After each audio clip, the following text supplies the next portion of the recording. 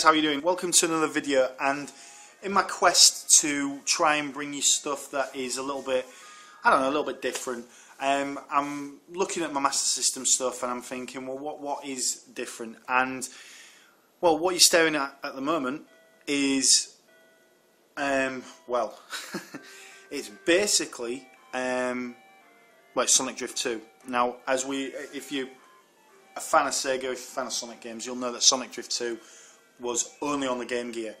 So you may be curious to know why I'm playing this in this fashion. Let me tell you two things. One, it is not an emulator. There's the controller, if you don't believe me. Here. This is Sonic Drift 2, the Game Gear, well, it's not even the Game Gear ROM, it's the Game Gear code translated to run on the Master System. The game doesn't use any of the extra Game Gear, you know, flippery, if you like. So basically, some clever folk, I don't know who it is, I wish I knew the name of the person, basically translated it, basically converted it to the Master System. Now, the conversion isn't perfect, and you'll notice that as I do the video, but it's very playable, and it is basically, for want of a better expression, it is basically Sonic Drift 2 running on the Master System. Not an emulator, it is the Master System game. If you look at the top right there, you'll notice that there's some glitching, and graphically the display is a bit random because they haven't compensated for the fact that it's on a CRT or on a telly of some description. So this is Sega's, to be honest, this is Sega's feeble attempt at trying to make a Mario clone.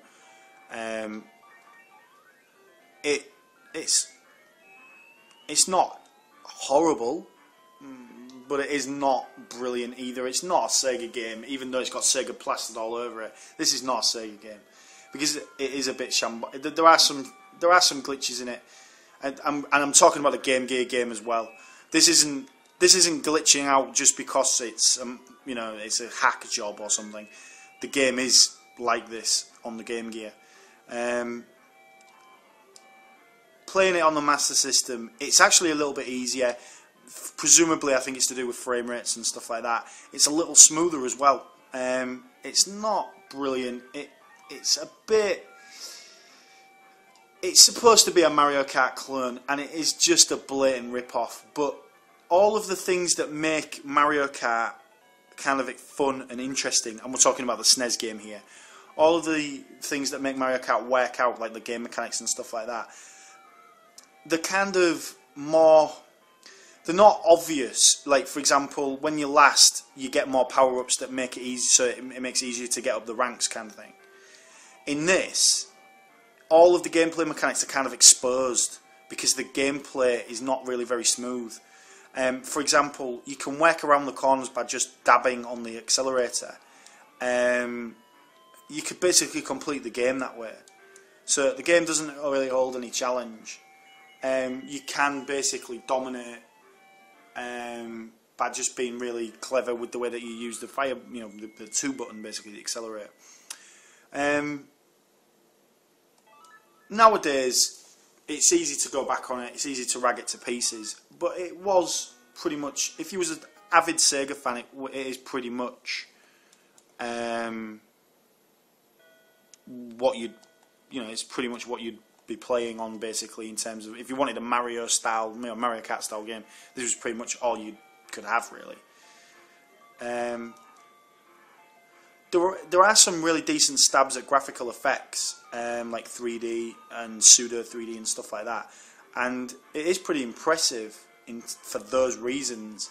As a technical achievement, it is pretty cool. As a technical game, there's a lot of cool stuff there. However, it's not playable, massively playable. It's easy to get wrapped up in like the dodgy frame rate of it. However, the music is brilliant. I found the music very appealing. you can see it glitching out a bit, and that's kind of annoying. But that's partly down to the fact that it's running on a Master System, and it has no right to run on a Master System. It was totally designed for the Game Gear, and you can tell that by the display and everything else.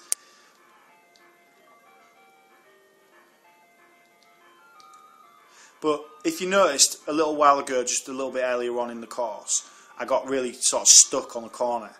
As you'll see, all I did was dab on the accelerator look, and that takes me around the corner, and I'm back in first position, and I'm just dominating again.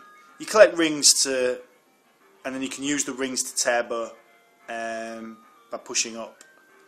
And again, I'm dabbing it around the corner and stuff like that. Now Fang reckons that he's going to win, but he isn't, because I'm just going to do what I normally do, and that's just steam through like that. So I'm first again, another win, boom.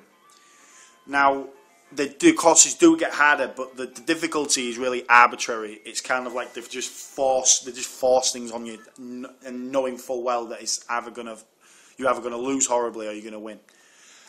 You know, there's no excitement in terms of getting around the course and challenge and stuff like that. It's basically just it's a bit slapdash. It's not. I don't want to rag on it totally, because there is some good aspects to it, but as a game, you won't come back to it. Once you've played it about half a dozen times or something, you won't come back to it. It's a shame, because this could have been something pretty special for the Game Gear. It could have been a nice little niche title. It could have been a reason to get a Game Gear. Didn't see release outside of Japan. Well, I think that's true. Yeah, that's true. So, a shame, really. I remember seeing this game, like a little promo for it, on Sonic Jam on the Sega Saturn. So I remember. Oh, there we go. So I remember, you know, noticing it and thinking, wow, that looks kind of cool. Obviously, not realising what it's about and, you know, how good or bad it was and stuff like that. I'm not sure. The big magazine is Famitsu, isn't it, over in Japan? And I don't know if they rated it quite poorly. I can't remember. I know that a lot of people in the West didn't really rate the game. But I keep dying now. But anyway, guys, I just wanted to show you that. It's a bit quirky, it's a bit different. But this is Sonic Drift. And it's running, Sonic Drift 2, and it's running on the Master System. It is the Master System converted game, so it's actually Game Gear code running on the Master System, as opposed to like a Game Gear ROM or something like that. So, very interesting. I was quite pleased with it. I thought, wow, that's pretty cool. There's some quirks, there's some graphical glitching there, but it actually plays a little easier and a little better on the Master System. So there you go, guys. Have a good one. See you on the next vid. I hope that everybody's sort of enjoying the content, and and I hope you comment and tell me what you think and all the usual stuff. Alright, guys. Have a good one, and see you on the next.